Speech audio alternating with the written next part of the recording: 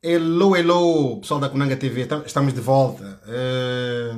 Não sei o que é que aconteceu, mas são esses problemas técnicos que acontecem no Facebook, Instagram. Então, mas estamos de volta. Doutor, assim que puder, envie o convite e estaremos aqui, entraremos no ar para essa grande entrevista. Mas, pessoal aí de casa, antes de tudo, quero que vocês, isso aqui é uma mensagem também para vocês, ok? Discutir para quê? Um debate saudável inclui troca de conhecimentos, aquisição de informação importante. A partir do momento em que se transforma numa discussão, devemos nos lembrar que discutir é disputar poder. Uma pessoa que numa simples conversa tenta subjugar os outros e ter vitória, demonstra que sente-se profundamente inferior. Nós não precisamos provar nossa identidade a ninguém. Quando a insegurança faz barulho, a confiança fica em silêncio. Se te identificares nessa situação, sai de cena. Discutir para É isso mesmo, pessoal. Saia de cena. Tá aqui a mensagem da doutora Gisela. Então, nada melhor como ter a própria aqui no programa Conanga TV, que vai trazer aqui boas mensagens para vocês. Vamos aqui aceitar o pedido da doutora, ok?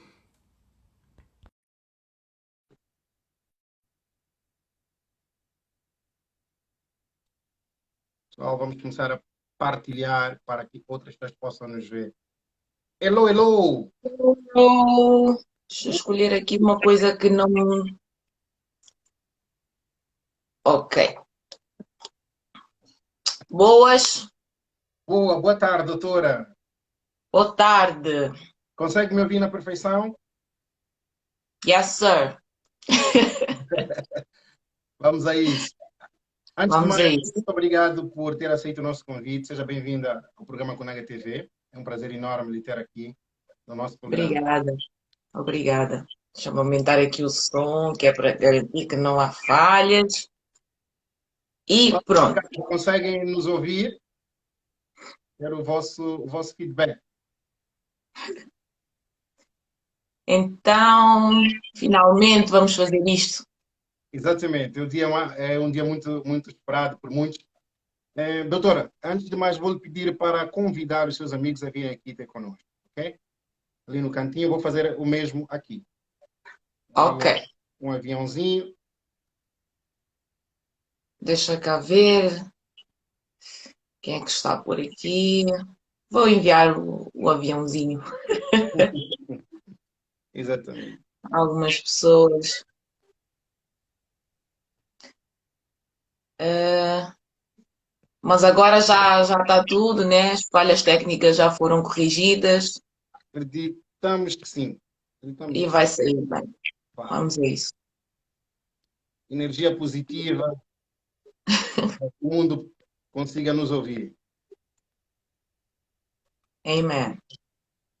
Ok, feito. Perfeito? Ok, estou só aqui a terminar.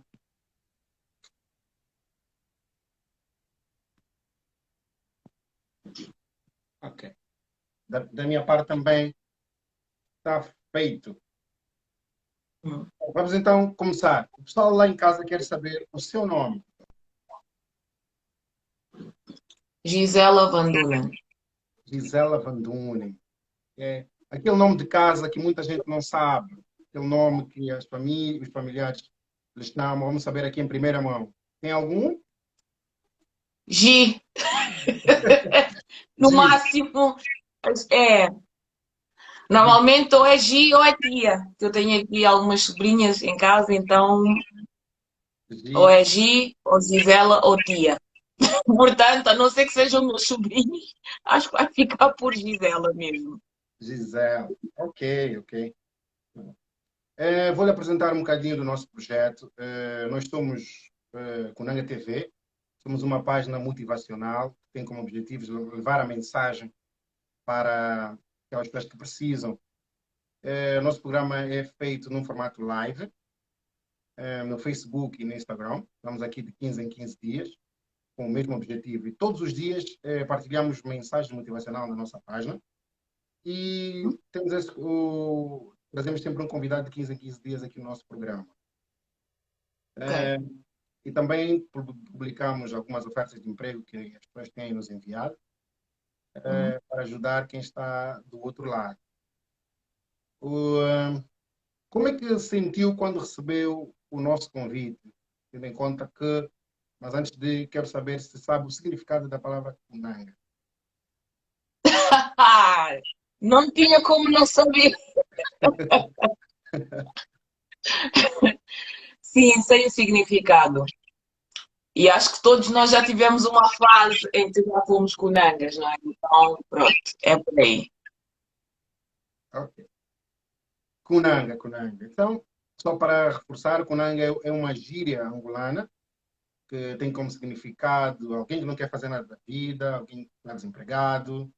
Então, mas nós, nosso objetivo não é esse, porque nós trabalhamos arduamente e tentamos passar essa mensagem aqui de Kunanga, não temos nada.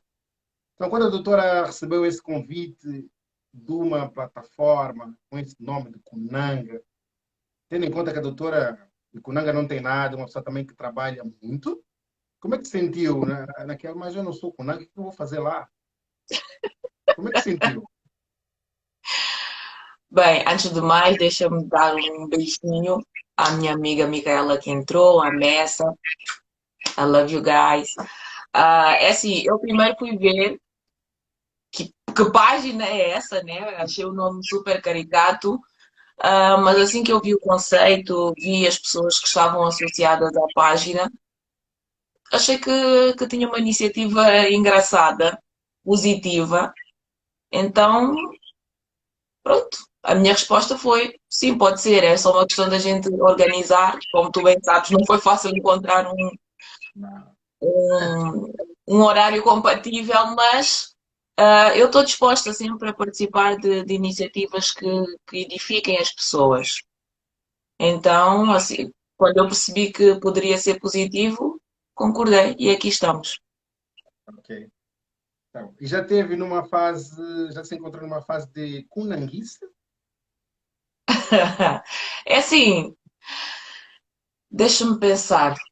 Depende do ponto de vista. Depende do ponto de vista. Como eu falei contigo, houve Uhum. uma fase em que eu literalmente não estava a fazer nada. Olha, Miquela, a dizer, nem quando dormimos. É, mesmo. Até dormir estamos em luta. Sim, houve uma fase em que, para as pessoas que estavam de fora, poderiam considerar que eu estava a ser cunanga, mas a altura em que eu estava em casa, sem fazer absolutamente nada, foi uma fase em que eu estava com uma depressão muito séria. Então, eu não estudava, não trabalhava, porque eu não me sentia capaz e ficava semanas fechada no meu quarto. E é o único período da minha vida em que eu me vejo literalmente sem fazer nada, porque antes disso sempre estudei, sempre estive envolvida em alguma coisa. Se houve algum momento da minha vida em que eu não pude fazer nada, foi mesmo por forças maiores, nunca por iniciativa minha de, ok, agora vou simplesmente ficar aqui a dar trabalho e a não colaborar. Havia sempre alguma intercorrência que ultrapassava a minha capacidade de lidar com a situação. Ok. E nessa fase teve apoio? Nessa fase, de início, não, porque eu vivia com a minha mãe, a primeira vez que eu tive uma situação depressiva grave, e ela não sabia o que se passava comigo, não entendia. Achava que eu estava muito triste e simplesmente não queria reagir. Mas aquilo começou-se a tornar perigoso porque eu já estava com a ideação suicida, então eu procurei a terapia. A ajuda que eu tive foi porque eu precisei mesmo de falar com alguém e fui atrás disso. E daí em diante algumas coisas começaram a mudar. Ok. Vamos falar um bocadinho dessa fase menos boa. Eu digo menos boas porque fase má mesmo, no meu ponto de vista, são aquelas fases mesmo terminais em que a gente está a depender de uma sonda, de alguma coisa para comer, para beber, fazer alguma coisa. Hum. Então vamos falar isso de uma fase menos boa. Nessa fase menos boa da depressão, o que é que tem para nos contar sobre essa fase? Qual é o que é que querem saber mais precisamente dessa fase? Porque tem muitas variáveis envolvidas. Se eu tivesse que falar, ia ser muito generalizado, então é mais fácil se tu disseres exatamente o que precisas ou o que pretendes saber. Ok. Vamos começar pela raiz do problema. O que Bem, lhe levou a ter a depressão? foram muitas situações. Claro que eu não posso falar de todas, né? Eu não estou numa sessão terapêutica, mas eu posso dizer que eu tinha muitos problemas já acumulados desde a infância. Eu falo disso também no meu perfil, por isso eu sinto uma vontade para abordar esse assunto. Tinha muitos traumas de maus tratos, baixa autoestima, situações de violência que eu estive exposta, que eu assisti, e todas essas questões foram acumulando. Até o momento em que eu tive um relacionamento que correu muito mal mesmo, e daí em diante foi sempre a descarrilar. Juntou tudo aquilo que eu já acreditava de negativo sobre mim, com mais experiências que, na minha perspectiva, comprovavam, e aí fui caindo numa espiral descendente. Foi por aí. Alguns episódios nesta fase. É nesta fase que você falou, pensou no suicídio? É nessa fase toda? Como é que foi? Bem, eu não encontrava saída para as minhas lutas. Tipo, eu acreditava sinceramente que eu não devia permanecer viva porque eu ouvia muitos insultos em casa. E hoje em dia eu sei que a minha mãe era uma pessoa que tinha muitos traumas também, né? E acabava por levar por tabela, por estar perto dela. Então, eu já me sentia rejeitada por estar longe do meu pai, por coisas que eu também ouvi, por situações de violência extrema mesmo, tipo surras que não lembra ninguém. Eu falei disso na sexta-feira, até numa live também. Eu estava sempre a sentir dor, do tipo, levava socos na cabeça do meu pai. Ah, era espancada com vários objetos desde os meus 5 6 anos. Havia cenas de violência em que um dos meus pais sentava-se em cima de mim, apertava-me o pescoço até eu ficar quase inconsciente. Então, custava-me gostar de um corpo no qual eu estava sempre a sentir dor. E muitas vezes os pais, na hora da raiva, verbalizam coisas que se calhar não é o que eles sentem, mas é o que sai, né? E muitas vezes eu ouvia a minha mãe amaldiçoar o dia que ela me teve, a dizer que mais valia ter abortado, que não sabia que mal é que ela fez a Deus para ter uma filha como eu. E eu comecei a sentir rejeição para com a minha existência. Eu interiorizei de tal maneira essas frases que não havia maneira de eu me amar. Então, tudo o que acontecia de mal era como se fosse uma confirmação de que eu não deveria ter nascido. Por exemplo, uma rejeição num relacionamento. Eu acreditava que, ok, se nem os meus pais me quiseram, quem é que vai me querer? Claro, claro. E eu entrava numa angústia muito, muito séria, do tipo, o que é que eu estou aqui a fazer? O que é que eu estou aqui a fazer? Eu não tinha alento para continuar. Apesar de eu estar num ambiente em que nunca me faltou nada, né, até determinada fase da minha vida em que viemos a passar por dificuldades, o meu pai era engenheiro agrónomo, a minha mãe enfermeira.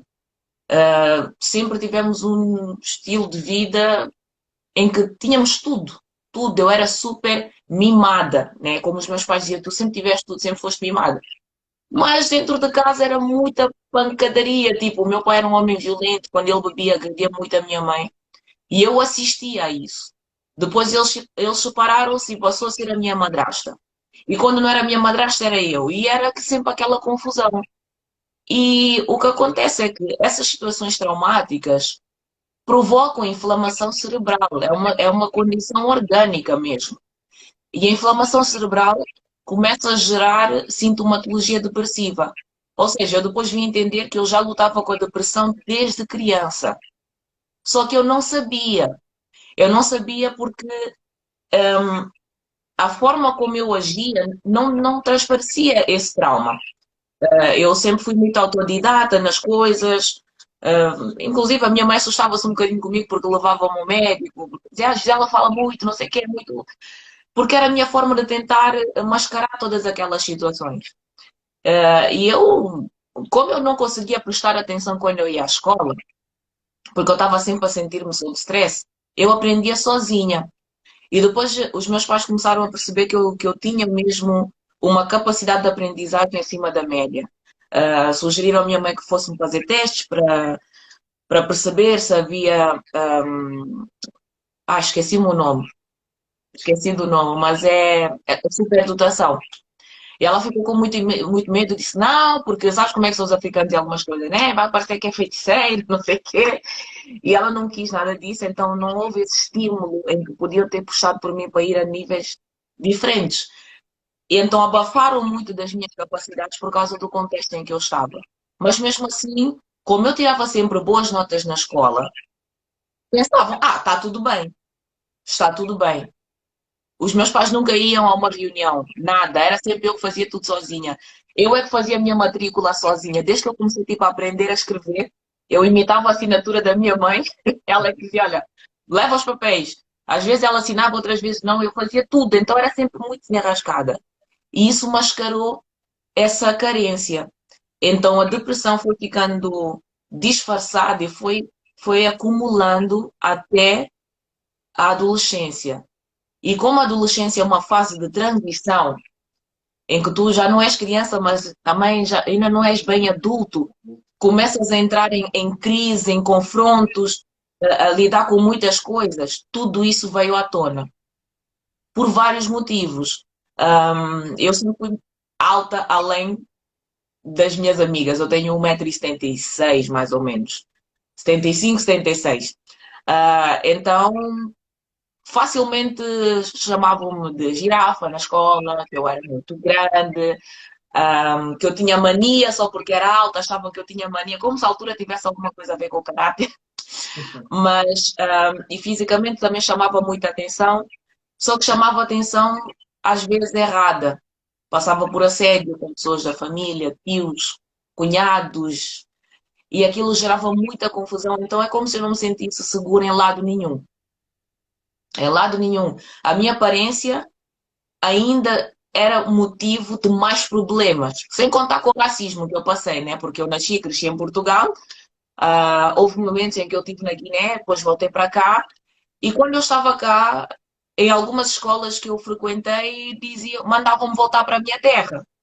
E eu ficava tipo, vou voltar para que terra se eu sou daqui, né? Então, fazia um bocado de confusão. Eu ficava com medo de ir para a escola porque tinha miúdos, imagina, eu tinha 11 anos e tinha lá alunos de 16, 17 anos da minha turma que estavam sempre a chamar e não faziam nada da vida, estavam ali. Sua preta, sua não sei o quê, não sei o quê. E eu, como fui assim, muito repilona, de vez em quando eu respondia e isso gerava situações de agressão. Então era tipo, terror em casa, terror na escola.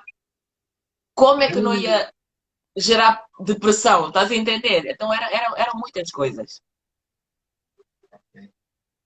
É muita coisa e muita história para ser contada. Só um programa.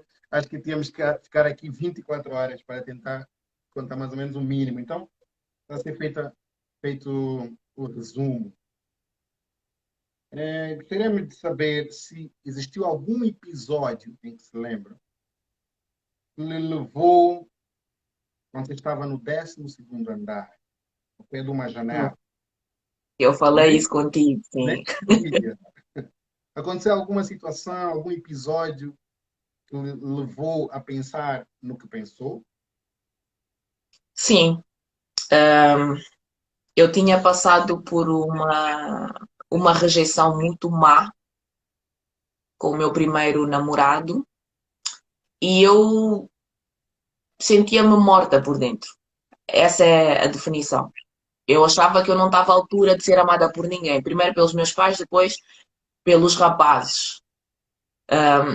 E quando essa relação terminou com muita humilhação, muita coisa triste. E ele ficou com outra pessoa. E eu fiquei assim meio que obcecada, do tipo, eu não sou suficiente, essa miúda é muito mais adulta do que eu, é mais isto, é mais aquilo. E todas as minhas dores vieram à tona de uma vez só. Eu comecei a pensar em cortar os pulsos, cheguei a fazer isso. Eu tive comportamentos de automutilação para me aliviar, porque a angústia era tal. Por isso é que eu entendo tão bem pessoas que passam por isso, que eu queria alívio. E como eu não tinha coragem de ir além, eu sentei-me na janela, no parapeito da minha janela, no 12º andar, a considerar se eu saltava ou não. E nesse momento eu ouvia sempre uma voz a dizer, tipo, salta, tu és inútil, o que é que estás aqui a fazer? Não fazes falta nenhuma, salta, salta, salta. E eu lembro-me que foi um ambiente assim bem sinistro, parecia filme de terror, tipo, estava no voeiro, tipo, e não se via nada, eu nem sequer conseguia ver o chão. E eu estava completamente sem roupa, né? Só estava de cuecas sentada a pensar, meu Deus, se eu saltar, não tem volta. Eu vou bater no chão e vou morrer. E eu pensei na dor e aquilo deu-me medo. Eu disse, meu Deus, se eu fizer isso, não tem volta. Não tem volta. Mas alguma coisa, tipo, não me deixou saltar. Hoje eu acredito que foi mesmo a mão de Deus.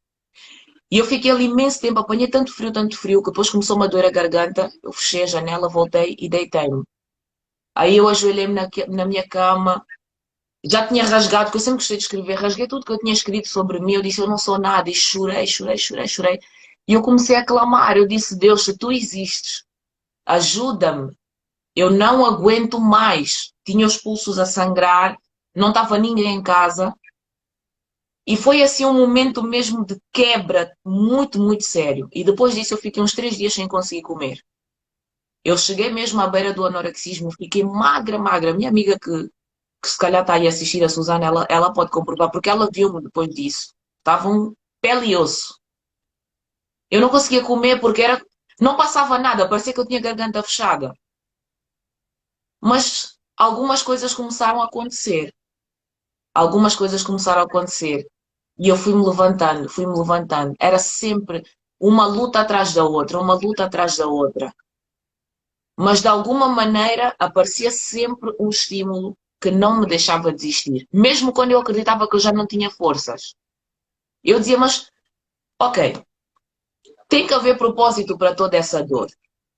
Não é possível que eu só esteja aqui para levar porrada, para passar por situações de abusos, maus tratos, insultos. Para quê? Para quê tudo isso? E, e eu falo disso sem medo de errar, porque eu não acredito que a ciência invalida a presença de Deus. Então eu comecei a sentir algumas coisas acontecerem que eu não conseguia explicar, mas eu sabia que eram reais.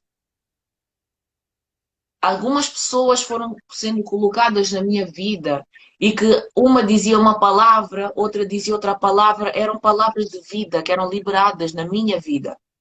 E aquilo foi-me levantando, foi-me levantando. Ainda aconteceram muitas outras situações, mas naquele dia em específico que tu perguntaste, eu não sei dizer porque que eu não me atirei. Eu só sei que algo me impediu de o fazer.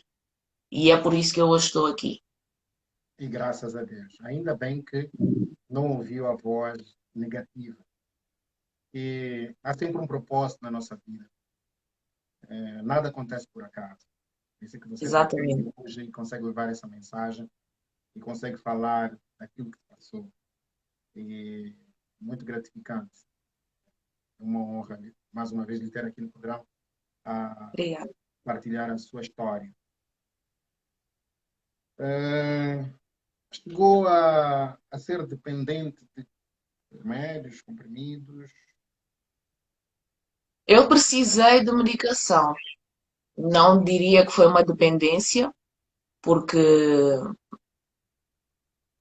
quando foi necessário fazer o desmame e parar, quando eu já estava funcional, eu parei. Mas a dada altura, eu não conseguia, por mais que eu quisesse fazer as coisas, eu já não tinha capacidade física de o fazer. A depressão é uma condição orgânica, né? Só que é uma doença invisível. As pessoas, quando veem ah, alguém com um joelho lesionado, conseguem perceber por que essa pessoa tem dificuldade em andar, mas a depressão não tem essa aparência, então é muito mais difícil da pessoa se fazer entender.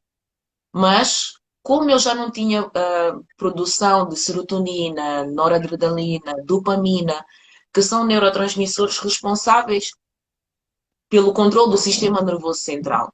Controla a tua concentração, atenção, memória, apetite, sono, entre outras coisas. Foi preciso introduzir uma medicação que ajudasse o meu cérebro a reter esses químicos. E isso começou-me a dar a capacidade de focar, de estar acordada.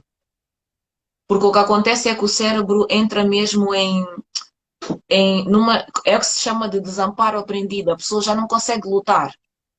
Não consegue mesmo. Às vezes a pessoa diz, olha, eu até quero, mas não dá. E essa medicação ajudou-me a voltar a estudar. Eu voltei a estudar, voltei a ter uma vida social, comecei a frequentar o ginásio. E isso foi mascarando as causas, ou seja, os sintomas ficaram amenizados, mas a causa não estava a ser resolvida. E aí foi necessário fazer terapia. Eu acredito que a medicação sem terapia é só adiar o problema. A terapia também teve a sua contribuição, foi o que me ajudou a entender muitas das coisas que eu tinha passado. E quando nós entendemos, aceitamos de forma diferente. Lidamos melhor com as coisas que entendemos, né? Ninguém pode dominar aquilo que não compreende. Então, foi assim, um passo de cada vez. E depois eu comecei a frequentar a igreja. Encontrei um lugar onde eu senti que havia seriedade, havia verdade e havia amor, principalmente. Eu procurei em vários sítios e depois encontrei uma igreja que era a Comunidade Evangélica Sara Nossa Terra. E ali eu fui recebida de uma forma, e olha, não tens noção, tipo, se eu passasse necessidade, e houve alturas em que eu passei necessidade, de repente a minha mãe perdeu o emprego, o meu pai não estava aqui, nós fomos mesmo ao fundo do poço. Os próprios líderes, os pastores, os bispos faziam compras de comida, traziam na minha casa. E eu vi aquilo que eu vi na Bíblia, na vida real, tipo, uau, eles realmente vivem o Evangelho, eles ajudam mesmo, eles não me julgam, eles acolhem-me. E eles amaram-me de tal maneira, e foi tão estranho porque eu não estava habituada a receber amor fisicamente. Era só dor e críticas. E lá eles abraçavam muito. Eu dizia, mas esse povo é esquisito, toda coisa abraçar e não sei o quê. Então a forma como eles me trataram, e depois ao estudar ciência eu entendi o que é que isso fez no meu cérebro, ajudou com que todas as variáveis que já estavam envolvidas na minha cura se encaixassem. Ok. E aí eu comecei-me a levantar de verdade. Foi um conjunto de muitas coisas. Foi, tipo, Ou foi por seja, aí. foi aí que começou o desmame também, em relação à medicação. Ah, sim e não, porque ainda aconteceram muitos problemas, mesmo depois de eu entrar para a igreja, e houve uma altura em que eu fui de novo, atingi o fundo do poço novamente, e lá está. Não era suficiente a terapia. Amar a Deus não era suficiente, porque as pessoas dizem, se tu tens Deus, por que é que passas por depressão? Uma coisa não tem nada a ver com a outra. Eu amava a Deus, sim, mas continuava a estar fisicamente doente. Eu tinha stress pós-traumático, tinha ansiedade generalizada, tinha depressão grave. E eu precipitei-me do tipo, já estou aqui, já não preciso mais nada. Larguei a medicação assim radicalmente, que foi a pior coisa que eu fiz. Porque é como se tu estivesses a andar no carro a 200 a hora e puxasse o travão de mão. O que é que acontece com o veículo? Foi isso que aconteceu com o meu cérebro. Eu larguei a medicação de um momento para o outro e aquilo fez uma bomba no meu cérebro. Eu tive um esgotamento muito grave. Primeiro porque fiquei uma semana sem dormir. Tive crises de hipomania. Tudo o que tu possas imaginar. Eu fiquei como se eu estivesse doida. E muita gente viu o que se passava e começaram a gozar. Ela ficou maluca, entrou para a igreja, por isso é que ficou assim, mas não tinha nada a ver. Foi porque eu fui irresponsável com a medicação. E fez-me muito mal. Então tive de voltar a ir ao médico, tomar a medicação como devia de ser. E quando eu já estava estável, e eu, agora já está tudo bem, já posso parar. O médico disse, calma, vamos ver se realmente tu já tens condições físicas de funcionar sem isto. E aí eu fiquei tipo, pronto, é por isso que as pessoas não tomam medicação, porque agora vou ter que tomar para o resto da vida e não sei o quê. E ele disse-me, então, mas se tu tivesses diabetes, há pessoas que tomam insulina para toda a vida, mas não quer dizer que sejam fracas por causa disso. Por que é que estás a encarar a medicação como uma fragilidade? Se é o que te tem ajudado a estar funcional. Aí eu tive que ser um bocadinho mais humilde e ficar quieta. Reconhecer. Mas depois, quando as coisas estabilizaram realmente e eu já estava a funcionar, eu pude fazer o desmame e eu já estava também a praticar exercício físico novamente, então foi o que me ajudou. Por Ou seja, isso, algumas coisas tiveram de ser incluídas, não foi assim tão rápido quanto isso. mas o desmame tudo dependeu também da doutora. Olha, de mim eu não diria que dependeu assim tanto, porque eu por muito tempo não tive capacidade de fazer nada, mesmo. O basta. Era, Dependeu de quem? dependeu Você. primeiramente de Deus e, e da boa vontade das pessoas que me rodeavam. Quando uma pessoa está inserida num contexto que não a ajuda, a probabilidade dela sucumbir à dor é maior. Se eu não tivesse tido pessoas que estavam do meu lado e que estavam atentas a mim, eu não teria sobrevivido, a sério. Porque havia dias que eu não conseguia fazer nada. A depressão às vezes tem momentos que é tão intensa que a pessoa não consegue nem tomar banho, entendes? Nem comer. Ah, E aí, se me dissesse, ok, tens de ter força de vontade, depende de ti. Por muito tempo, se dependesse de mim, teria acabado mal. Quando eu tive capacidade de o fazer, aí sim, eu comecei a desenvolver disciplina, autorresponsabilidade, entre outras coisas. Mas naquele momento, se dependesse de mim, esquece. então, ou seja, isso foi um processo, você foi carregando baterias, né? Tirando aqueles Uhum. alicerces e depois para chegar ao desmame e a decisão mesmo. Chega. A partir de agora, Sim. eu vou ter uma vida diferente, vou fazer diferente. Foi assim.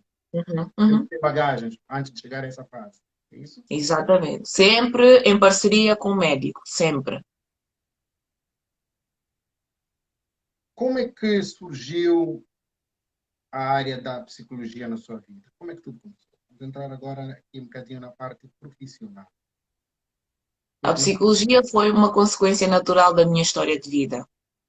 Como eu disse, eu fiz terapia por muitos anos, e eu quis fazer pelos outros o mesmo que foi feito por mim. Foi basicamente isso. Eu disse, caraças, as pessoas tipo estão na igreja. Foi principalmente depois de eu ser atendida por uma psicóloga na igreja, Né? a doutora Sandra. Eu disse, fogo, estar na igreja não é suficiente para eu me sentir bem. E eu sei que há muitas pessoas que estão aqui que lutam com esses sentimentos que eu também luto e que vão precisar de uma orientação específica. E aquilo estava-me a fazer tão bem que eu disse: eu quero fazer o mesmo. Eu quero fazer o mesmo. Aí sim eu realmente decidi estudar psicologia. Também porque sempre fui muito conselheira dos meus amigos. Já tinha o hábito de ouvir, de tentar resolver problemas. Era muito mãe de todos. Então eu pensei, vou seguir letras ou psicologia, porque eu sempre gostei muito de escrever. Pensei também em ser educadora de infância, porque eu gosto muito de crianças. Mas depois eu fui ver o plano didático e aquilo não era desafiador o suficiente. Eu queria alguma coisa mais exigente, que puxasse mais por mim. E quando eu vi o programa didático do curso de psicologia, vi neuro, vi todas aquelas coisas, psicometria, estatística, não sei o que, eu disse, é isto. Isto sim, Identificou. tipo, puxa-me. E aí, olha, o resto é história. Ok, ok. É, que tipo de pessoas é que mais lhe procuram? Olha, maioritariamente mulheres, infelizmente, porque, e digo isto infelizmente porque os homens muitas vezes ainda não se sentem confiantes o suficiente para procurar ajuda, têm dificuldade em mostrar-se vulneráveis, né? A sociedade, pelas crenças machistas, não ajuda os homens a cuidarem da sua saúde mental. Mas alguns ainda têm essa iniciativa e eu louvo muito essas atitudes, a sério. Mais mulheres de todas as origens. Ultimamente tem aparecido mais pessoal PALOP também.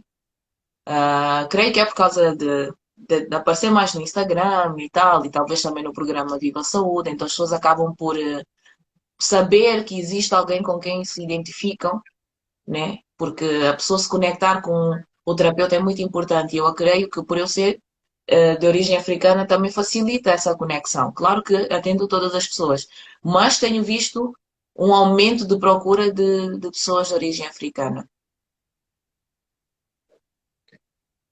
Como dizia, recebe mais mulheres. Os homens têm sempre aquela dificuldade que a sociedade em si já incute em nós, homens, como os guerreiros, os fortes, e a gente também tem aquele receio de admitir que pedimos, que precisamos de ajuda.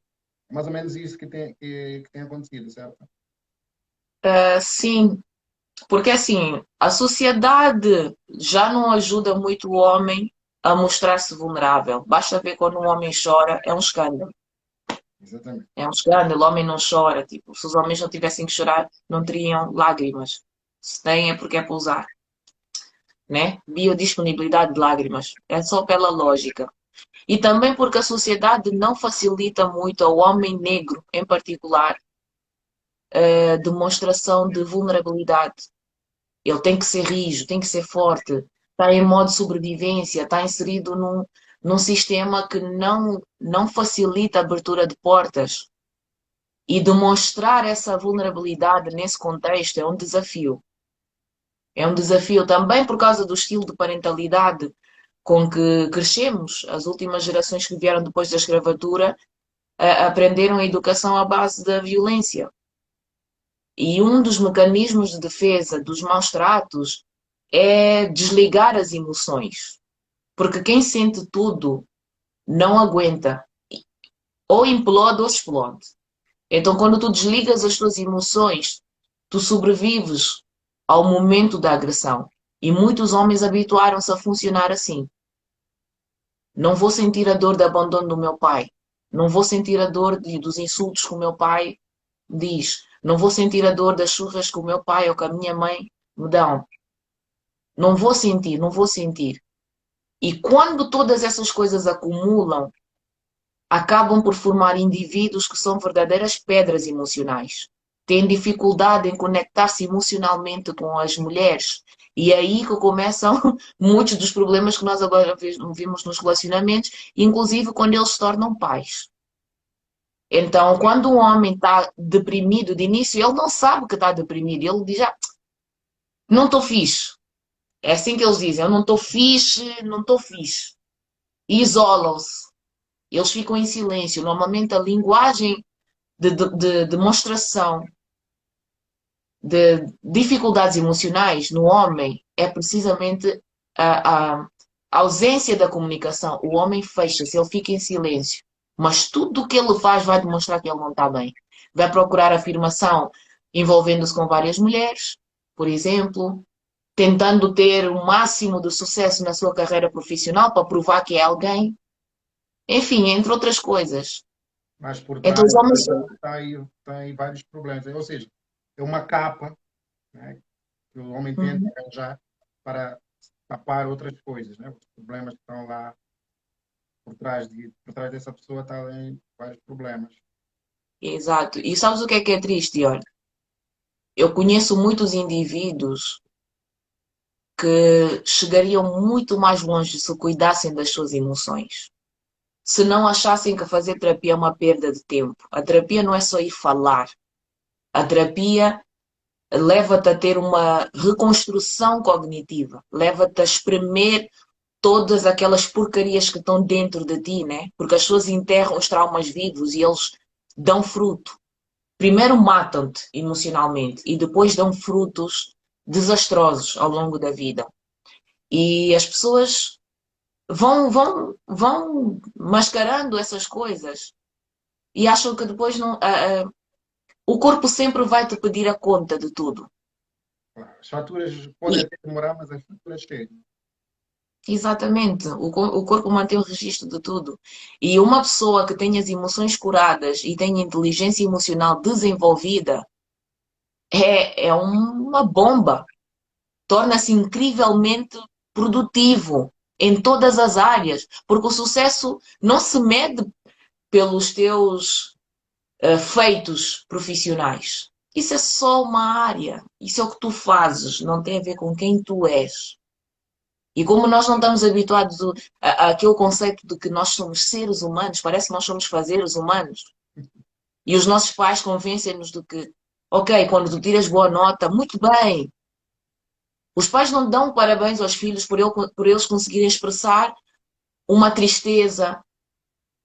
Eu senti-me ofendido. Os pais africanos invalidam muito a humanidade de uma criança. A criança recebe ordens tem que ter uma autorregulação emocional além do que é humanamente possível e ela tem que produzir resultados, tem que limpar a casa, tem que fazer, fazer, fazer. Então o que é que a pessoa entende? Eu só sou valioso quando eu executo, quando eu apresento resultados. Se eu estiver num momento da minha vida em que eu não estou a conseguir trabalhar, em que eu não estou a conseguir fazer algo, automaticamente eu entro em crise porque eu não tenho valor. Não há pais que dizem ao filho, parabéns por conseguiste expressar com clareza isto que te desagradou. É logo, como ousas questionar a minha autoridade?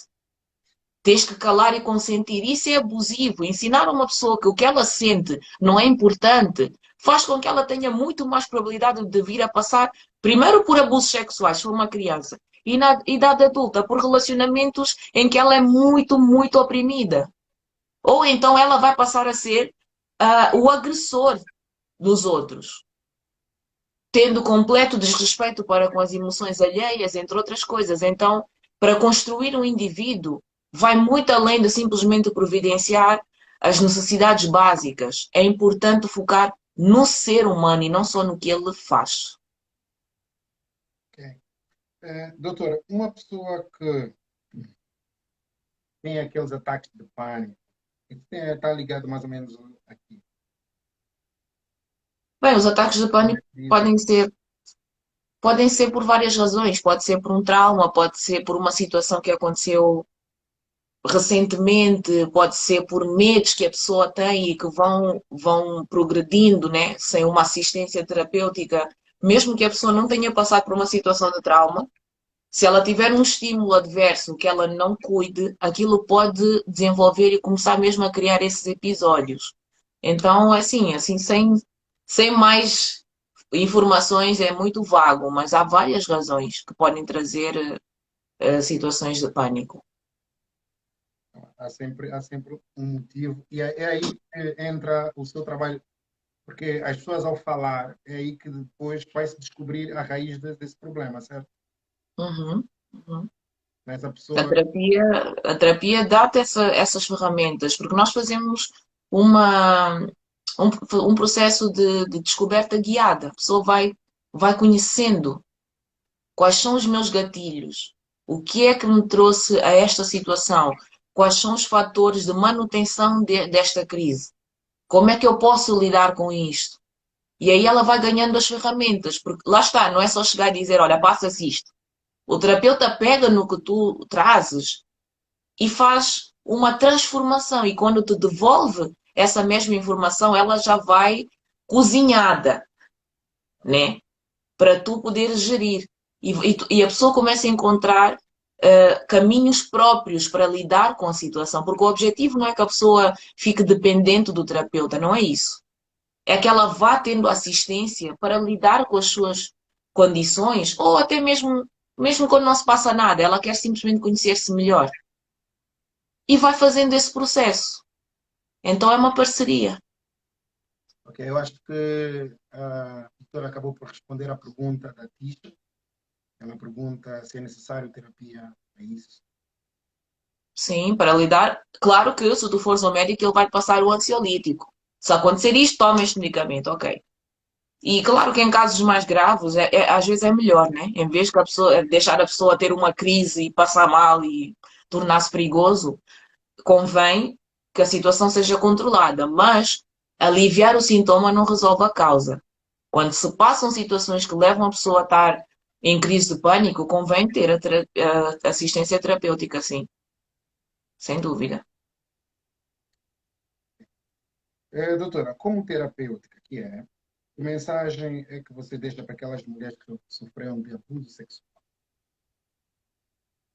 Bem, o abuso sexual tem sido algo que eu tenho visto muito.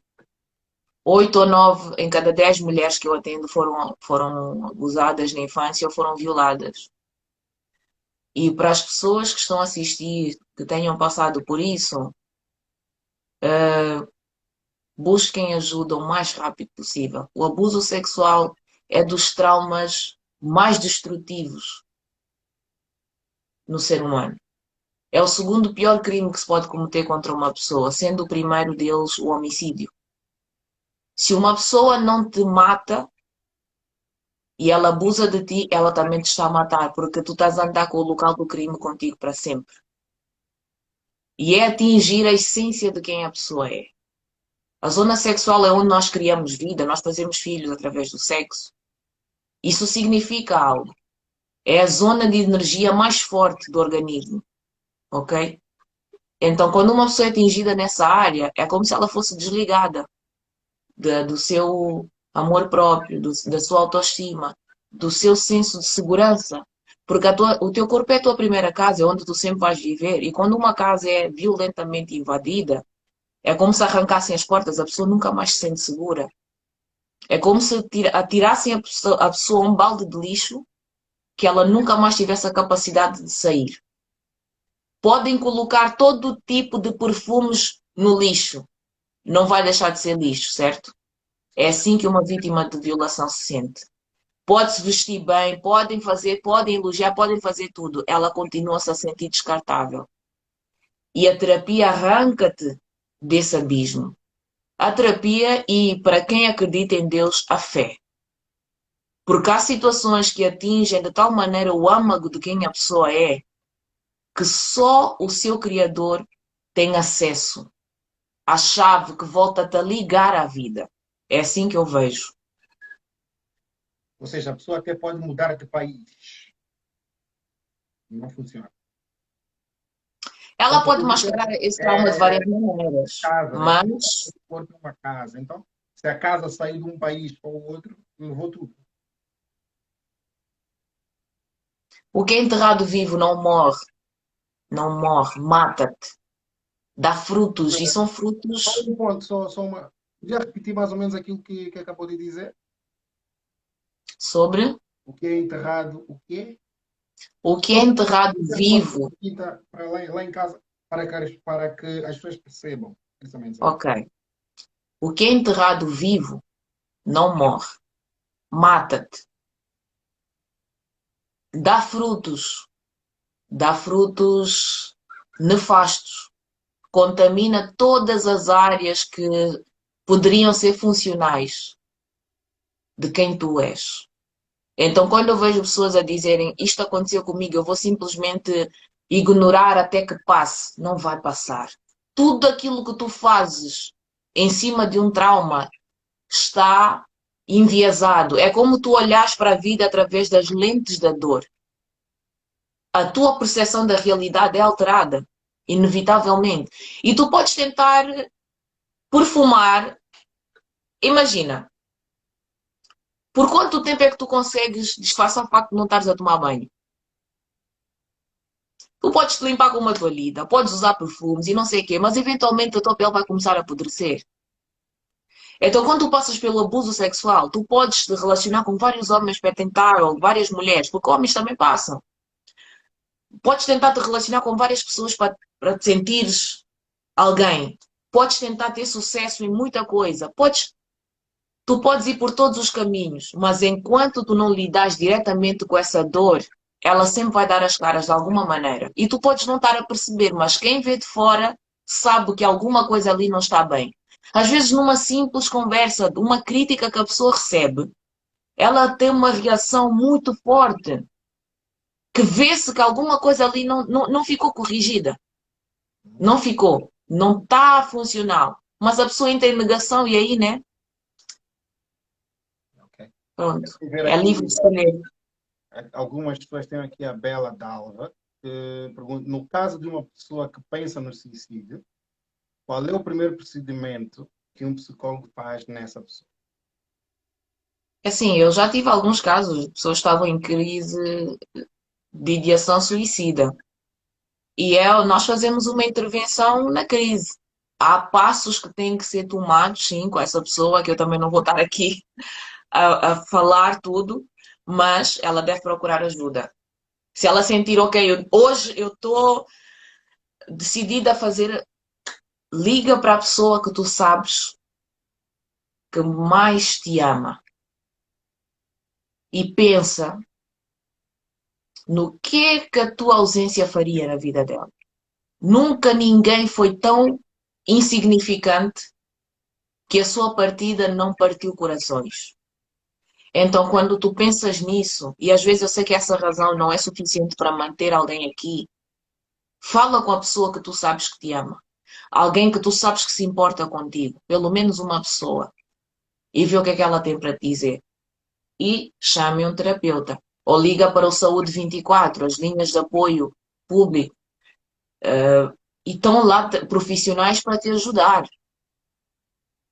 Ou seja, não desistas sem dar uma última cartada. Acho que a tua vida vale a pena, né? É assim que nós começamos hoje o programa com um louvor que você é raridade, raridade. Um louvor que eu gosto muito também. Começamos o programa. Estou a ouvir esse louvor. Sim, eu vi, eu conheço. Gosto muito de louvor.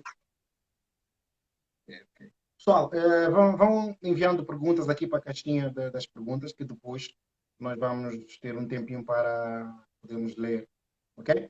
E vamos também partilhando para que outras pessoas cheguem aqui a essa live, porque é uma live muito interessante. Estamos aqui para passar a mensagem, tentar ajudar quem está do outro lado. Não, Oi, Lúcia. não fique, não receba só essa mensagem para você, aí deste lado, mas partilhe. Eu acho que alguém que está do outro lado também precisa ouvir que você está a ouvir. Então é muito importante você que está aí desse lado partilhar, ok? Vamos então continuar, doutor.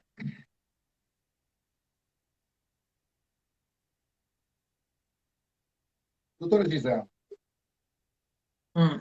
se você recebesse uma cliente no seu consultório, cujo nome é Gisela, e lhe dissesse tudo o que a doutora Gisela passou, o que você diria a Gisela? Eu diria, mas e no caso ela estaria a viver o que eu estou a viver agora? Tudo que a Gisela, que a doutora Gisela passou, a Gisela está a passar neste momento e chegou no seu consultório. Você conhece a história da Gisela, certo? Uhum. Ela chegou ali carregada no seu consultório. O que a doutora Gisela diria a Gisela? Eu vou te responder isso de uma forma muito particular, porque eu já atendi pessoas que têm histórias de vida muito parecidas com a minha. Não na totalidade, mas.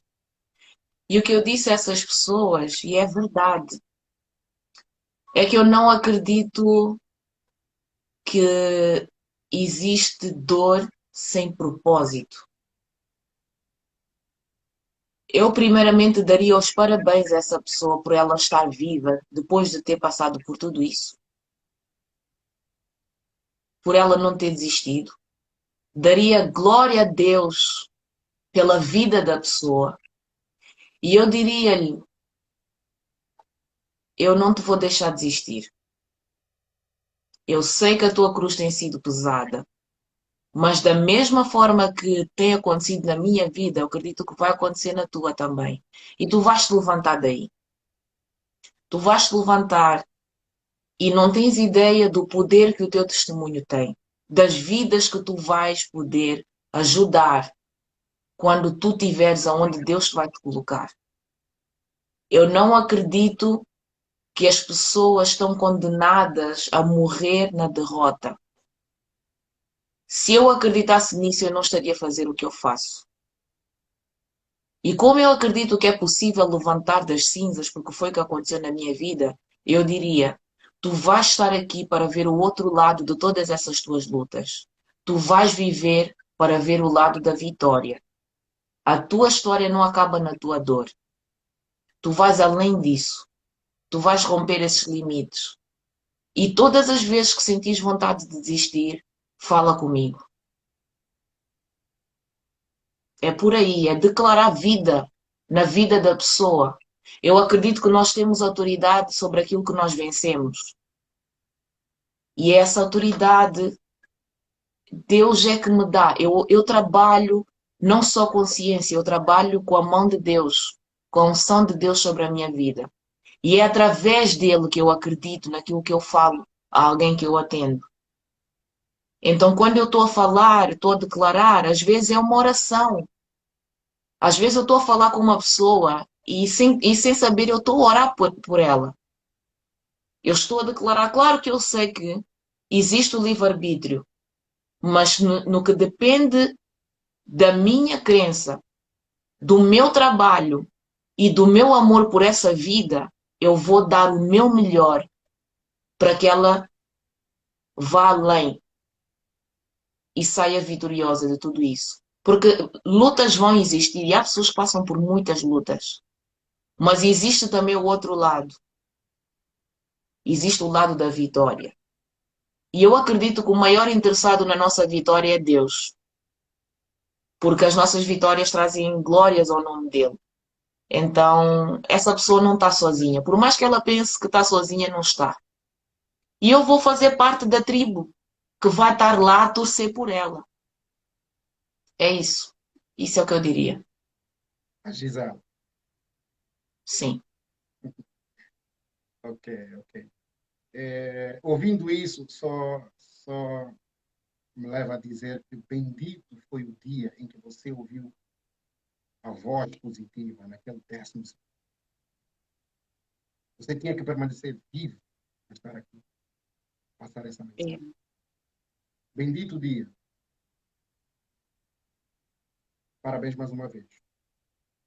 Obrigada. Doutora, vamos.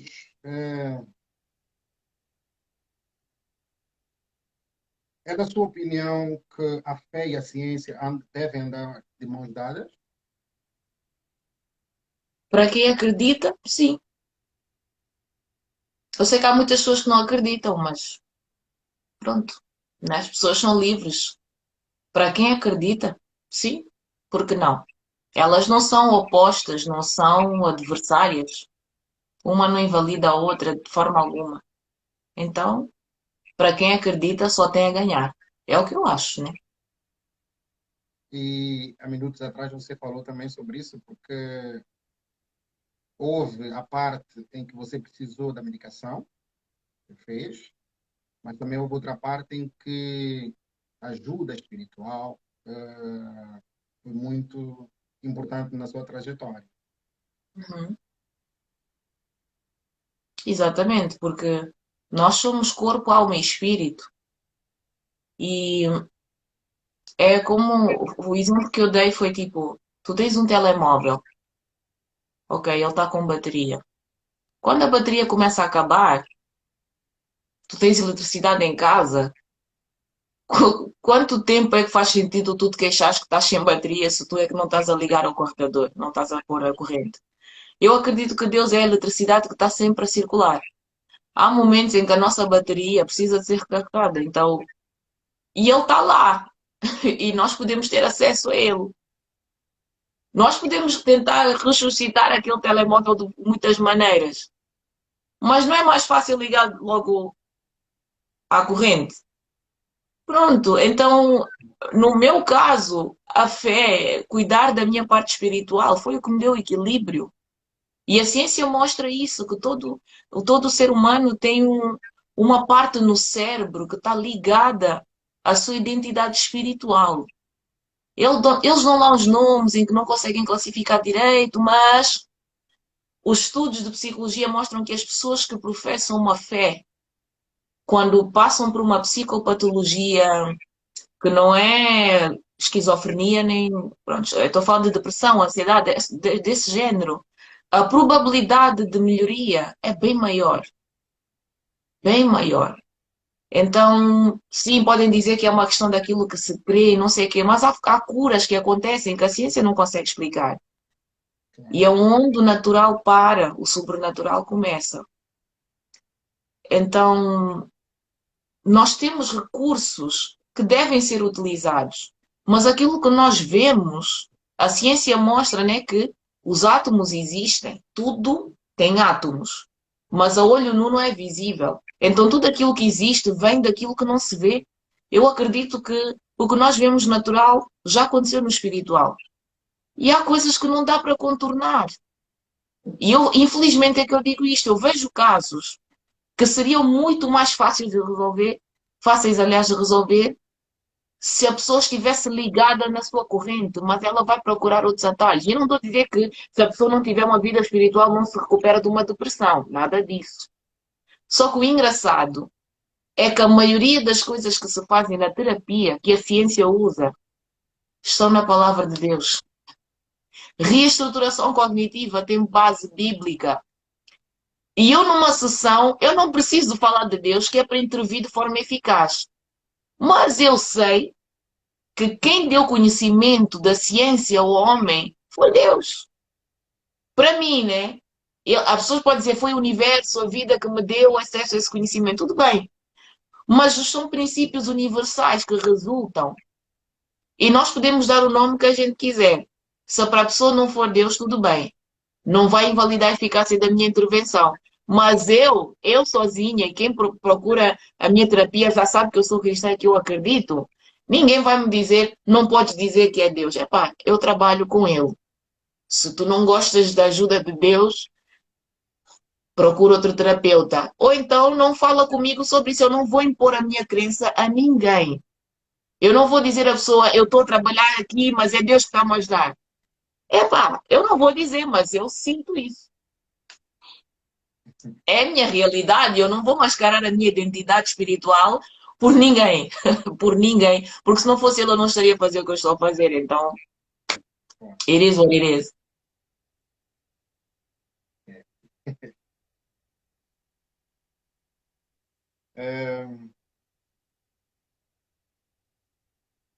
Doutor, a beleza interior acaba por se refletir na beleza exterior? Eu acredito que sim. Eu acredito que quando as pessoas são bem resolvidas, elas têm um semblante de luz, de leveza, que é atraente. É atraente. Eu acredito que a paz é atraente. Basta assim, não é? Não percebi? Basta olhar para o doutor. Obrigada. Eu não sei, eu não estava a falar de mim, né? Estava a falar de. Pronto, Forma estava geral. a responder a tua pergunta, mas agradeço. Eu acho que é o que eu vejo nas pessoas. Pessoas bem resolvidas, parece que elas têm um magnetismo. Olha, eu conheço uma pessoa que é assim, a Juliana, que está aqui a assistir. Ela é uma mulher que, meu Deus, parece que ela tem mel. É assim, não dá para explicar, não dá para explicar. É uma coisa que vem de dentro e sente-se na presença dela. Então, uma pessoa resolvida com algumas questões da sua identidade transparece. E eu sinto isso também na minha vida. Eu não sou a pessoa que eu era há 10 anos. Misericórdia, quando eu me lembro de como eu era, eu só posso pedir perdão às pessoas que lidaram comigo lá atrás. Desculpem, eu estava em construção e ainda estou, mas antes estava pior. Então sente-se, né? E claro que a aparência externa também deve ser cuidada. Nós somos seres visuais, aquilo que nós vemos convém estar limpo, funcional, enfim. Mas temos que ter equilíbrio, né? Cuidar de dentro e de fora também.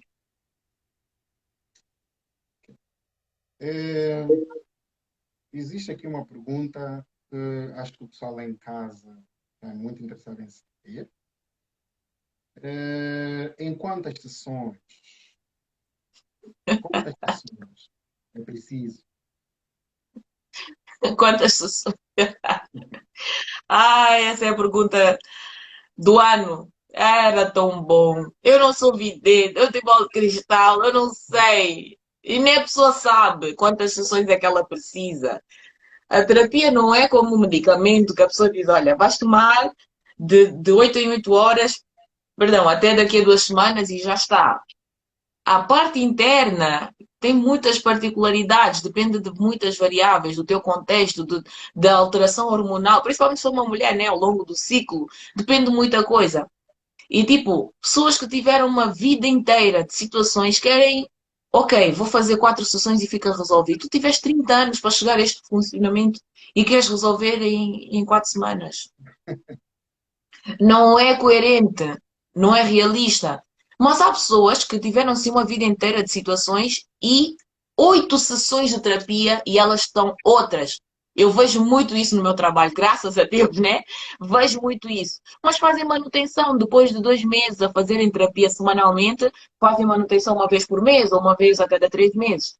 Há situações em que requer um acompanhamento um pouco mais prolongado. Cada ser humano tem as suas particularidades. Então a pessoa só vai saber quantas sessões ela precisa enquanto ela estiver a fazer terapia. Vai chegar um dia que ela vai dizer: olha, agora eu já sinto um pouco mais bem resolvida, mais autónoma, quero voltar a falar contigo só daqui a uns tempos. E às vezes marca para daqui a um mês. E depois, entretanto, acontece alguma coisa que ela não consegue lidar com aquilo e diz: olha, podemos fazer mais cedo, não estou-me a sentir muito bem com isto, estou muito agitada. E marcamos para antes da data prevista. Então é conforme o ritmo da pessoa. Não tem um número em específico. Nica, obrigada. Ai, meu Essa é Deus. a pergunta do ano, né? Muita gente. A minha resposta é depende. Como é que vais te sentindo? Tu vais avaliar. Espera aqui, o nosso público está aqui. Desde já, muito obrigado para você que está aí deste lado, a manter-se firme nessa live. É para vocês que a gente trabalha. Sem vocês, não estaríamos aqui. Muito obrigado pela vossa presença aqui. Não se esqueçam de chamar os vossos amigos para que participem desta live também. Vão enviando perguntas que ao longo do programa vamos tentar responder. Doutora, já houve alguma fase na sua vida em que você teve que parar de exercer a sua profissão? Não. Desde que eu comecei a trabalhar, graças a Deus, não houve nenhum momento em que eu sentisse, ai, não aguento mais, preciso parar. Já tive dias de férias, isso sim, mas não por incapacidade de exercer. Pelo contrário, até, eu tenho tendência a não abrandar muito. Isso às vezes não é bom. Eu fiquei tipo uns 2 anos sem tirar férias. Fala sempre, sempre, sempre, sempre, sempre. Até que comecei a sentir mesmo um cansaço cognitivo, porque eu estou sempre a estudar, estou sempre a fazer muita coisa. E eu já estava cansada fisicamente também. Então eu tirei uma semana e foi difícil para caraças parar. Porque eu estou sempre a fazer alguma coisa, a minha cabeça é tipo um computador que está sempre on. E pronto, foi o maior desafio para mim. Depois de uns 2 anos, três, a exercer, tirar uma semana. Se queres que eu seja bem sincera. Porque eu gosto muito do que eu faço. Eu amo o que eu faço, então é onde eu me sinto realizada. Mas eu acho que eu tenho que aprender a ter um pouco mais de equilíbrio nesse aspecto. Você tem uma vida fora do trabalho. Então, Claro, o equilíbrio aí faz toda a diferença. Já que sim. estamos a falar de uma vida fora do trabalho, como é que é a vida da doutora depois de sair do consultório e para casa? Já que você Ei, carrega aquela bagagem, a mochila toda, aquela mala, leva para casa, como é que você faz esse desligamento ou leva para casa determinados problemas das pessoas, das situações? Como é que você faz? Como é que você consegue gerir isso? bem, eu tenho supervisão profissional, né?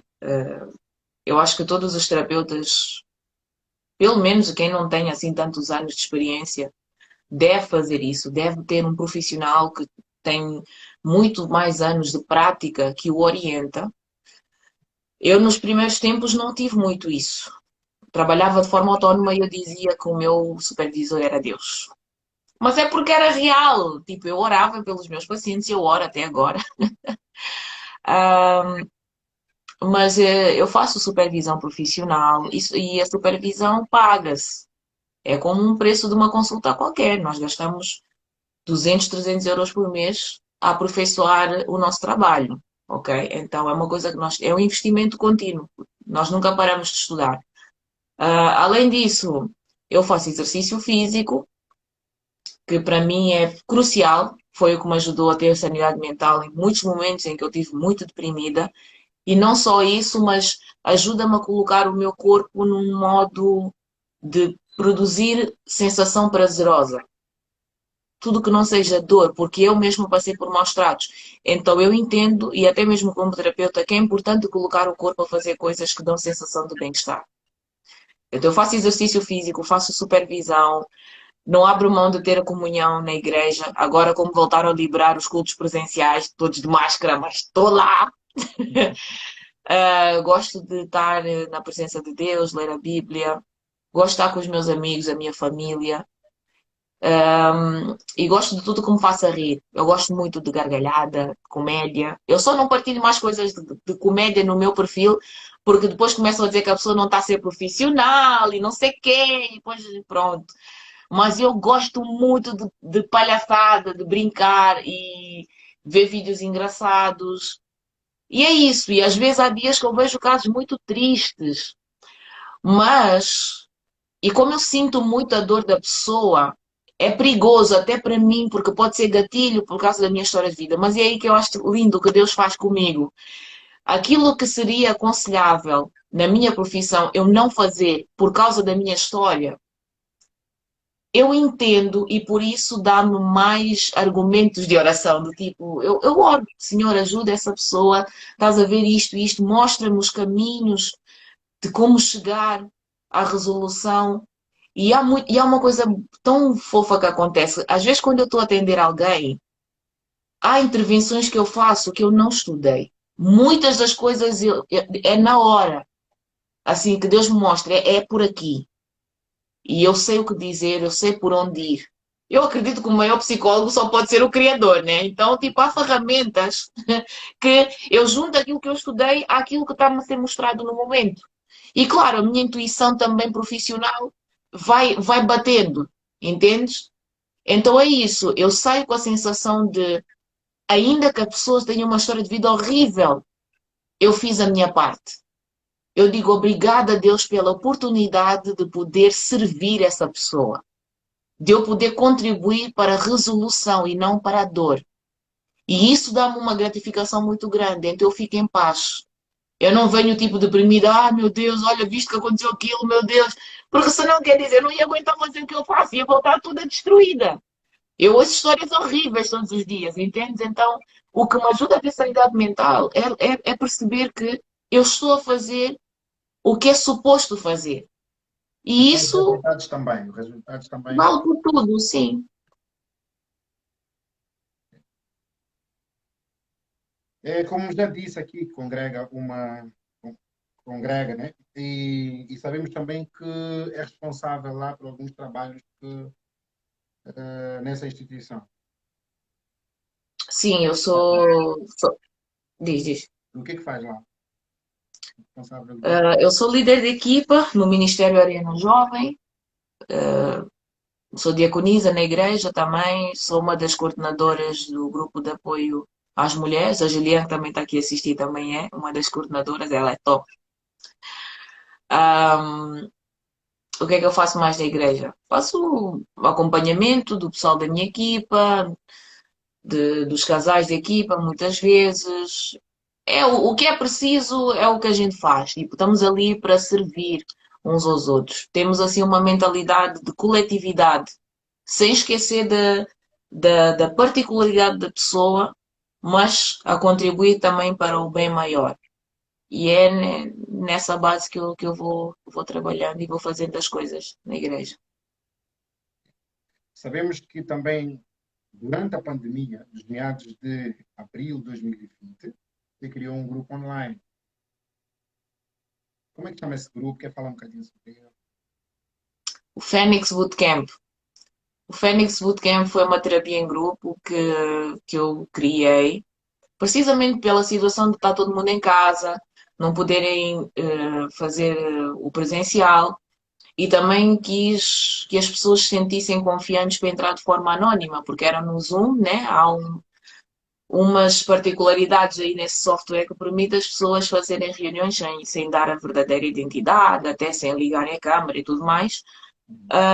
E pus a um preço acessível, porque eu sabia que estávamos todos a enfrentar um cenário complicado.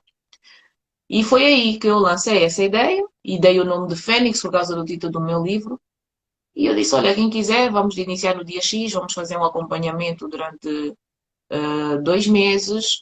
Cada semana tem a sua dinâmica muito em específico, muito inspirado naquilo que nós já fazíamos na igreja, que era o grupo de apoio. Uma sessão de terapia para mulheres e também depois fizeram para homens, em que cada semana havia algo específico a fazer. Então o que é que eu fiz? Eu inspirei-me no grupo de apoio da igreja e estruturei o meu programa de acordo com aquilo que eu fazia no meu trabalho, na terapia cognitiva comportamental. E havia intervenções individuais, não era sempre em grupo, durante algumas sessões, está aqui a Maria a dizer, durante algumas sessões a pessoa fazia one-on-one para tratar de algumas coisas em específico, e havia sessões que era com o grupo todo. E foi fluindo assim, fomos fazendo e correu super bem, tivemos resultados incríveis, foi uma experiência excelente. Já tentei fazer outras edições, mas acontecem sempre situações que não permitem, ou as inscrições não estão organizadas, as pessoas comprometem-se, depois não aparecem, e depois também eu acabei por me envolver em outros projetos e deixei de ter tempo. Então, Fênix, quando tiver no momento certo, vou voltar a fazer mais uma edição, que eu acredito que é uma forma de alcançar o máximo de pessoas com um valor mais acessível e igualmente eficaz. E qualquer pessoa pode participar, né? Quando isso voltar no ativo novamente, qualquer Sim, pessoa pode claro. participar. E o que é que a pessoa deve fazer para participar? É só falar comigo através do meu WhatsApp, o link está na minha biografia. Diz que quer se inscrever e inscreve-se. Se bem que eu este ano ainda não tenho nenhuma previsão para fazer o Fênix Bootcamp. No momento eu estou a fazer simplesmente atendimentos individuais mesmo. Por causa até da apresentação do programa e depois, agora que vão finalmente liberar a circulação, eu tenho o lançamento presencial do livro e vou estar a fazer alguns eventos e tenho também o meu ministério, que é a prioridade para mim. Então eu tenho de ter sempre o cuidado de não me envolver em muitas coisas ao mesmo tempo, porque senão não consigo fazer com excelência aquilo que eu estou a fazer e isso é importante. Já agora, os contactos, além daquele que já disse, tem mais algum contacto em que as pessoas que precisam de consulta, algum acompanhamento? Assim, o mais prático mesmo é o WhatsApp, que falam diretamente comigo. Eu não tenho nenhum assistente a fazer nada ali, sou eu sempre. Quando era o bootcamp, sim, eu tive uma pessoa que era da minha confiança, que é um dos líderes também no Ministério, eu sei que é uma pessoa séria e que ajudou-me a tratar das inscrições e tudo mais.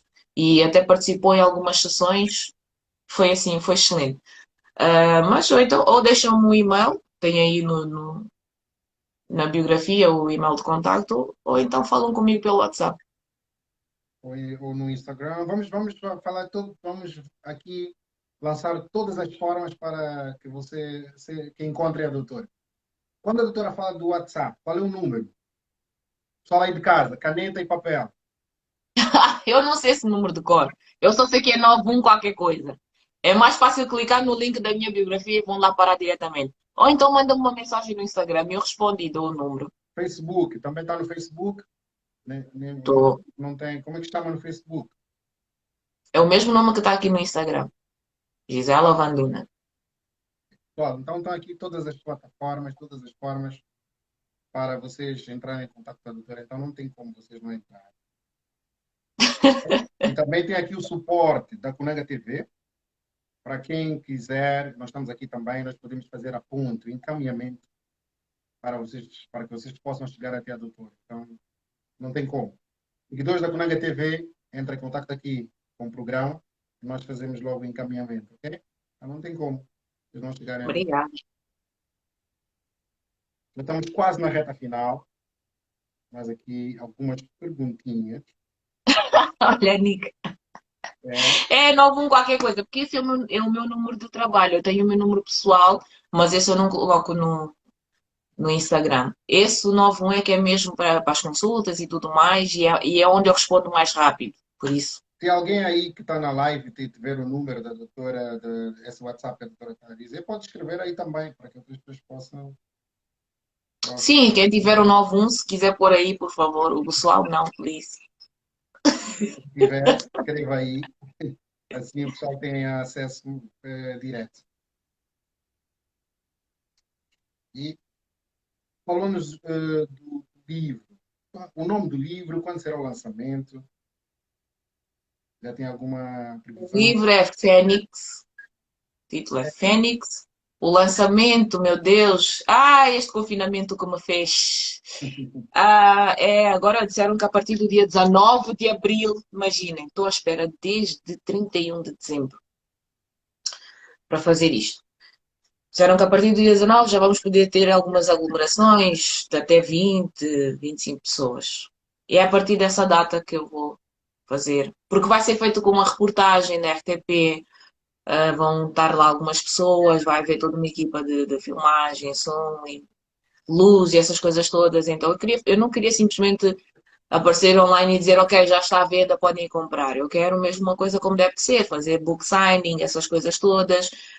Algumas pessoas vão fazer alguns comentários, vamos falar um bocadinho sobre o livro e tudo mais, porque penso que umas 5 pessoas já vão ter acesso ao livro e vão ler e vão poder partilhar o que foi a experiência e o que tem a dizer sobre isso. Então é uma coisa que vai ter pés e cabeça, né? Então vale a pena esperar para ser presencial. Eu não queria fazer de qualquer maneira, porque para mim é das coisas mais especiais que eu já fiz. Então preferi esperar e fazer como deve de ser do que simplesmente dizer, ok, já está, podem comprar. E na hora certa vai ser lançado o livro. E por que do nome Fênix? Fênix, porque é o que representa a Fênix, né? Na, na mitologia grega. Representa renascimento, representa reconstrução. No cristianismo representa ressurreição de Cristo. Representa muita coisa, mas eu via-me e vejo-me muitas vezes como uma fênix. Pessoas que passaram várias vezes pelo fogo da provação e tiveram que renascer das cinzas. E nesse livro eu falo disso, falo de morte e de renascimento, dos traumas, de como é que funciona o trauma na mente humana, vários tipos, qual é o caminho de entrada e de saída do trauma. Entre outras coisas, não falo só de trauma, falo de vida, falo de sexualidade, falo de fé, Superação. falo de perdão, tem muita coisa ali. Tipo assim, o livro sou eu, a minha história está lá. E nós também queremos fazer parte deste lançamento. Aqui na Conanga TV, nós vamos Ok. lançamento também. É só enviar o material que, para nós que a gente depois faz o encaminhamento. Eu tenho um alerta a fazer. Não é fácil de ler o livro. Tem muitos gatilhos. Aliás, no início do livro está lá a dizer, tipo, atenção para as pessoas mais sensíveis e tal, porque pode representar gatilho emocional para as pessoas que tenham passado por certas situações. Então, é aconselhável ler com cautela. Então, pessoal, aí a mensagem. É, Cuidadinho tem que ser sincera. ao abrir o livro, porque é um livro que. Mas o objetivo é passar a mensagem e acredito que a mensagem é de positivismo. Então, o Sim, nome em sim. si Acaba numa nota positiva. positivo. Portanto, vale a pena. Fênix, como você disse, tem tudo a ver com si. Já pensou se as pessoas lhe arranjassem um apelido, Doutora Fênix? Uma alcunha, nesse caso. Olha, já me chamaram doutor unicórnio. Uma paciente minha foi tão engraçada. Ela disse-me que porque ela é guineense e eu também falo crioulo, a minha mãe é guineense, né? Uhum. E ela também fala inglês porque também estudou fora. Então, numa sessão a gente falava inglês, português, crioulo. Só não falávamos espanhol, que eu também falo espanhol. E ela também é cristã e evangélica e eu também. Então nós tínhamos muitas coisas em comum. Ela disse, caraças, onde é que eu ia encontrar tipo uma psicóloga que entende a minha língua, que fala não sei o que não sei o que. Tu és um unicórnio. E ficou assim, doutora unicórnio. É assim, mas também se me chamassem doutora Fênix, ia ser muito engraçado. Pronto, olha, estou aberta a sugestões. Vamos falar um bocadinho sobre. Olha, Nica. Vamos falar um bocadinho sobre o programa que você apresenta na RTP África. Como surgiu o convite? O que é que os telespectadores podem encontrar nesse programa? Ah, olha, foi uma surpresa. Eu já fui ao. Ai, desculpa, estou com comichão. Eu sou alérgica ao pólen, então depois quando começa a primavera é uma chatice. Uhum. Ah, foi por acaso. Eu já fui como convidada ao Viva Saúde, depois estive no Bem-vindos, e entretanto fui fazer uma outra entrevista com a Inês Leitão. E o que aconteceu foi que a antiga apresentadora do Viva Saúde teve que se ausentar por motivos profissionais. Ela é médica e acho que ela estava em fase final de formação e teve que estudar, e eles tiveram que procurar alguém que a substituísse.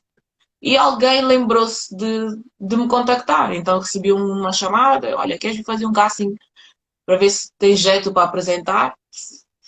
Pronto, eu gosto de desafios. Então eu disse: desafio aceito, vamos a isso. Eu sou psicóloga, não tem nada a ver com jornalismo, apresentação de televisão, mas vamos lá. E eu fui e correu bem, gostei, e a equipa é espetacular, eles são todos tão fixes. Eu pensava que era um ambiente assim todo muito sério, não sei o quê, mas não. É um ambiente leve. E pronto, e tem sido Vai gostar assim. da experiência. Tá a ser super interessante porque eu tenho contacto com profissionais da área da saúde, eu também sou da área da saúde, né? E nós abordamos vários temas, então eu estou a estudar muita coisa diferente, estou a sair do meu quadradinho da psicologia e está a ser super edificante, então eu estou a adorar. Quando me vêm a partilhar essas coisas assim no meu Instagram, nem é só porque estou na televisão, vejam, é porque realmente é uma cena bué da fixe. Tipo, eu entrevistei essa semana um neurologista e aprendi muita coisa. Eu tenho aqui calhamaços de livros de neuropsicologia. Então, quando eu vejo o neuro na minha frente, é tipo, é agora. Vou absorver tudo. Falamos sobre o autismo, vai passar no próximo mês da televisão. Enfim, está a ser uma experiência de muita aprendizagem. Então, pronto, eu estou a gostar. E qual é o horário do programa? Em que vai ao Eu ar? sei que passa todas as segundas às 14h49. Às vezes há algumas variações, porque a programação às vezes tem algumas alterações, mas é normalmente nesse horário. E depois acho que no dia seguinte passa terça às 10 da manhã e num outro dia da semana, desculpem, às 6. Passa em vários horários. É um episódio que passa 3 vezes durante a semana e depois na semana seguinte é um episódio novo. E, como já referiu, e também do nosso conhecimento, que é defensora dos benefícios da prática do desporto para uma vida saudável, e como já referiu, faz ginásio, né? Hum? Frequenta o ginásio, e também sabemos que sabe alguns golpes de futebol. Né? A nossa pergunta é, É, nossa pergunta é, se algum cliente não quiser pagar a consulta, se aplica esses golpes? não. Não? Meu Deus. Nunca, nunca. Não. Misericórdia. Deus me livre de dar um É muito testemunho forte, é muito forte. dessa natureza. Para você chegar a essa conclusão, porque o golpe mesmo é muito forte. Não, até porque o kickboxing é uma coisa que eu faço às vezes no ginásio. Não é uma coisa que eu tenha muito conhecimento e muita prática. Eu já pratiquei artes marciais quando era adolescente, karaté, tive anos no karaté, então se eu tivesse que me defender era mais fácil eu ir buscar O cara, às artes marciais do que propriamente ao kickboxing. Mas eu nunca ia agredir alguém por não pagar. Já deixaram muitas consultas por pagar e eu não. É desagradável, sim, e essas é pessoas que fazem isso, chato. elas é que acabam por perder. Sim, mas sabes, as pessoas operam segundo os seus princípios. Então, se a pessoa acha que é algo que deve fazer, é uma atitude tipo que vai pesar mais na consciência dela, se calhar, do que na minha. Eu fiz a minha parte Claro. e vou ser recompensada de outra maneira. Além do mais, a vida é uma sequência de plantar e colher. E quando tu plantas desonra no trabalho de uma pessoa, vais acabar por colher também no teu trabalho e na tua vida. Claro. Então é uma coisa que eu evito muito. Tipo, se alguém faz algum serviço para mim, né? Se eu peço alguma coisa, eu tento ser justa. Mas se isso acontecer, eu não vou ficar tipo, olha o que a pessoa fez comigo. Às vezes pode acontecer imprevisto e a pessoa não poder pagar. Se ela puder, um dia ela paga. Se não puder, também está tudo bem. Yeah. Estamos mesmo na reta, quase na reta final. Como é que está a É garganta? melhor, porque eu já tenho de ir mesmo. Exato. Como é que está a garganta? Está boa? Ainda dá para umas Já. duas, três perguntas? Não sei que horas são agora, que eu ainda tenho, mesmo sendo domingo, Hum, pois, ainda tenho mais uns 5, 10 minutos. ok. Então a pergunta seguinte é: vistos que tudo começou lá atrás, quando a doutora sofreu e passou por muitas situações desagradáveis no relacionamento que teve, e sabemos que superou, é muito bom, é louvável. A pergunta hoje é: como está o seu coração hoje? Suportas ao amor? O meu coração está sereno, estou tranquila. Ahm, Quando acontecer, aconteceu. É assim que eu estou. Não estou a fugir, mas também não estou desesperada atrás. Tudo Estou aqui. na hora certa, na altura certa. Sim, sim, eu acredito que quando for o momento, vai acontecer. Não me escondo, mas também não persigo ninguém. Respondido. Por ser poliglota e falar português, inglês, espanhol, crioulo da Guiné, crioulo de Cabo Verde, pode deixar uma mensagem motivacional em cada língua, a mesma mensagem motivacional em cada língua preferida? Gente, esses comentários. Hum? Ai, essa é a única questão que eu não vou poder fazer. Porque isso seria como se eu tivesse tipo, vejam as minhas capacidades, eu consigo falar em espanhol, consigo. Eu não consigo falar tipo vários idiomas sem ser necessário. Uhum, Tipo, se eu tivesse aqui alguém de origem latina que precisasse que eu falasse uhum. para que ela entendesse, eu faria. Mas neste momento seria como se eu tivesse só tipo a dar provas da minha competência de poliglota. Então não flui para mim assim. Não? Só se for tipo assim, olha, diz uma frase em crioulo, tipo numa brincadeira. Agora, tipo, dizer sem haver uma real necessidade, não me sai. Se é uma frase em crioulo, então, força. Qual delas? Quero uma. Opa, olha, pode ser para despedir. Então, Olha, Nica, você só percebe crioulo. Nica, qual dos crioulos é que tu falas? Da Guiné, né? então vamos Então, olha, dizer. para pessoas que estejam aqui, que sejam da Guiné, vou ficar drito. Espero que vão gostar da entrevista. Uau! Ok. Se botem alguma dúvida, vou poder mandar mensagem. Então responde, sem problema. Uau! Viva Guiné-Bissau! Doutora, pela pessoa que é hoje, consegue dizer que valeu a pena passar por tudo que passou? Sim. Escolheria passar? Não. Mas eu não mudaria nada na minha história. Nada. Eu não sei em quem é que eu me teria tornado se eu não tivesse vivido tudo isso. Eu ainda hoje pensei nisso. Poxa, se eu pudesse escolher ter tido um pai em condições, claro que seria bom. Mas eu acredito que é como se eu fosse um vaso nas mãos do oleiro, né? Como diz a palavra. Uhum. Então, quando as coisas estão a acontecer, não sai das mãos do oleiro, né? Ele vai trabalhando, vai trabalhando. E tudo aquilo que é jogado dentro, Deus usa para construir uma coisa e outra. Será que eu teria sensibilidade para com a rejeição se eu não tivesse sido rejeitada? Será que eu teria essa capacidade empática? Muitas vezes há situações em que eu sinto que eu estou a ter uma postura altiva. Quem é que eu teria sido se eu não tivesse passado por essas dores? Nunca vou saber.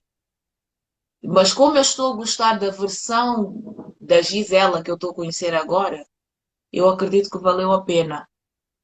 Valeu a pena porque todas as coisas contribuem para o bem daqueles que amam a Deus e que foram chamados segundo o seu propósito. E só por isso é que eu não mudaria absolutamente nada. Muito bem. Doutora, para terminar, Brasileiro. defina a doutora Gisela em 3 palavras. Para terminar, desculpa. Defina a doutora Gisela em 3 palavras. Ioca, agora apanhaste. Meu É o Deus! último. Definir em 3 palavras. Ok. Amor. Amor, sim, porque só o amor é que explica tudo isso. Amor, fé e. Ai, não sei. Falta um. Vitória. Vitória. Perseverança, vitória, por aí. Yeah. Muito bem. Eu deixei essa pergunta para o fim mesmo, para que ficasse essa mensagem. Mas deu para perceber e o pessoal, acredito, lá em casa também conseguiu perceber a sua definição. Da nossa parte, é tudo. Não sei se tem mais alguma coisa a acrescentar, alguma coisa que era falar. Olha, eu só queria agradecer as pessoas que tiveram a assistir. Nós tivemos aqui um bom tempo. E eu estava a ler os comentários, embora eu não conseguisse comentar sempre que comentavam, porque estava a prestar atenção no que estavas a dizer. Uhum. Mas eu fico muito lisonjeada de ver o carinho que as pessoas têm, os elogios, a forma que. Eu fico mesmo às vezes até admirada, tipo, uau, tipo, tratam-me com tanta delicadeza. É uma honra para mim, sério. Muito obrigada pelo apoio, pela audiência, pelas partilhas, pelas palavras, tudo aquilo que me dizem, eu guardo no coração, sério. E eu valorizo cada mensagem. Por muito tempo eu não tive nada disso. Então tudo aquilo que eu recebo de bom é precioso para mim. Eu nunca, eu nunca me sinto grande demais para falar, seja com quem for e ouvir elogio, seja de quem for. Sério. E uma das coisas que eu peço sempre a Deus é nunca me deixe chegar a um lugar onde a humildade não me possa acompanhar. A partir do momento que eu começar a achar que aquilo está-me a subir a cabeça, eu prefiro sair. Então, é um prazer poder estar a fazer o que eu faço e agradeço a Deus pela minha vida ter a utilidade de servir ao próximo. É isso que eu tenho a dizer. Tudo para a honra e glória. De Deus. Exato. Da É nossa isso. parte é tudo. Queremos também agradecer a quem esteve aí deste lado. Obrigado pelas vossas partilhas, obrigado pela vossa audiência, por estarem aí conosco. Pedir desculpas também porque passamos da hora, mas não... Mas o York gosta de falar, gente. Ele gosta de conversa. Olha o tempo que ficamos aqui. A culpa não foi minha. Exato. Então, mas acho que valeu a pena. Aquelas sessões que a gente abre, mas que acreditamos que vale sempre a pena. Então, mas não deixamos também de pedir desculpas a vocês. Doutora Gisele, em nome da equipa Conanga TV, muito obrigado por ter aceito o nosso convite. Obrigada por me As convidarem. portas estão sempre abertas para si. Quando precisar, estamos aqui. Então, vamos acabar o programa, conforme sempre acabamos, fazendo aquela foto bonita. Desta foto. Assim. Então, prepare-se para a foto. E pessoal lá em casa, preparem-se para o print daqui desta entrevista, ok? É só... Vou fazer o print. Meu Deus. Eles já Ok. vão fazer o print, ok? Eu tenho que fazer assim? Exato. Fazer aquilo que eu estou a fazer para acabarmos o programa.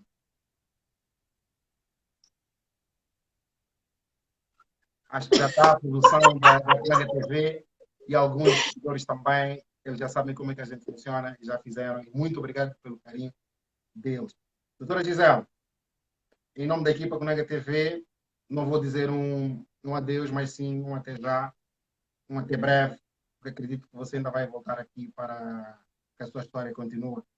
Então, é sempre um prazer ter aqui, as portas estão sempre abertas para si. Ok? Obrigada. Deus, até a próxima. Tchau, tchau, gente. Beijinho, Nica. Manda mensagem, não encomerros. Tchau. Tchau. E assim acabamos mais um programa com a nossa convidada, doutora Gisela. Obrigado por tudo, obrigado pela audiência, obrigado para você que está aí desse lado, ter participado conosco. Não se esqueçam que de hoje a 15 dias voltaremos aqui com mais um convidado e com certeza trará também uma mensagem para vocês, ok? Um bom domingo para vocês e uma boa semana para vocês. Deus.